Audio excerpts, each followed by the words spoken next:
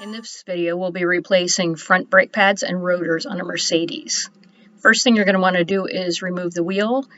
You'll notice he took all the lug nuts off at one before he started pounding on it so that it wouldn't just fall off.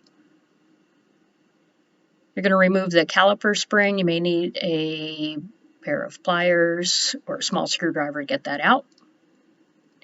You're going to disconnect the wire sensor for the brake sensor, and then just take the brake line out of the harness. Now you're going to remove the two 13mm bolts holding the caliper. Make sure when you take that caliper off, you do not want to let it hang by that hose. Always have some kind of a hook to hang it so that you're not putting pressure on that line. Then you can remove the caliper bracket. There are two 18mm bolts on that.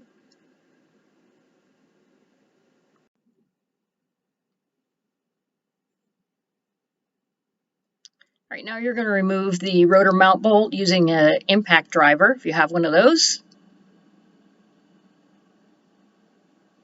And you can remove the rotor. You may need to pound on a little to knock it off if you can't pull it off easily. You don't want to put a rotor on a rusty hub, because otherwise it won't sit true and flush against it. That rust will make it cocked one way or another, and that'll start to cause some pulsations. And here you can use a grinder if you have one, or if all you have is sandpaper, whatever you need to do to clean up that surface. And then you're going to spray it with a little rust inhibitor to protect it. Put your new rotor on, line up the bolt, and tighten that down to 2 foot-pounds. Now you can remove the outer brake pad from the caliper, and you're going to use a C-clamp along with that old caliper, or the old pad, to push that piston back into the caliper. And then you can remove that old pad. You're going to want to lubricate those caliper slides so that they can move freely when you put them back in.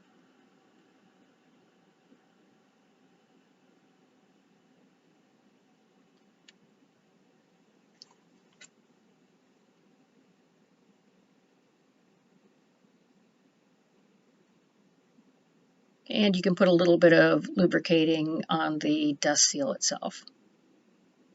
Now you can install the new brake pads. And in this case, he still has to put the bracket on, so he's going to hang this back up until he's ready to put that on. And again, don't let it hang on the hose. Right here, these shiny spots, that's where the brake pad rests against there and kind of vibrates. So you want to do a little bit of lube. If they're rusty, you got to clean them up with like a wire wheel or something. Now you're going to reinstall the bracket for the caliper and torque those to 85 foot-pounds. He's putting anti-seize on those bolts to help hold them in. You're going to put the caliper back on and torque those to 22 foot-pounds each.